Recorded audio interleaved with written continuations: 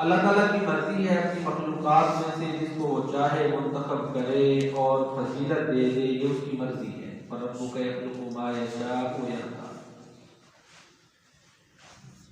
انسانوں کو اس نے اشرف المخلوقات بنایا، پھر انسانوں میں آپ صلی اللہ علیہ وسلم فرماتے ہیں کہ اولاد ابراہیم میں سے بنی کنانہ کو چنا، پھر قریش کو، پھر بنی ہاشم کو، پھر اللہ کے نبی فرماتے ہیں کہ مجھے اللہ تعالیٰ نے چن لیا، مقام عطا کر دیا۔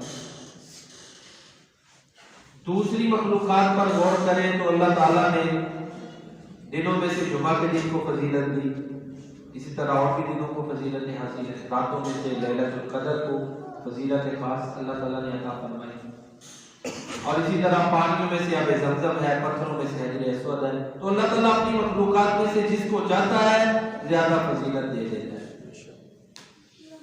جمعہ کے دن کے حوالے سے اللہ کے نبی صلی اللہ علیہ وسلم کا فرمان ہے کہ یہ بہترین دن ہے جس میں سورج شروع ہوتا ہے۔ اسی دن آدم علیہ السلام کو پیدا کیا گیا، جنت میں ٹھہرایا گیا، پھر اسی دن میں انہیں جنت سے نکالا گیا۔ اسی دن آدم علیہ السلام کی توبہ قبول ہوئی، اللہ تعالیٰ کے پاس وہ چلے گئے، اسی دن فوت ہوئے۔ اور اللہ کے نبی صلی اللہ علیہ وسلم کا فرمان ہے کہ جمعہ کا ہی دن ہے جس دن قیامت آنی ہے، ہر چیز اس دن اللہ تعالیٰ سے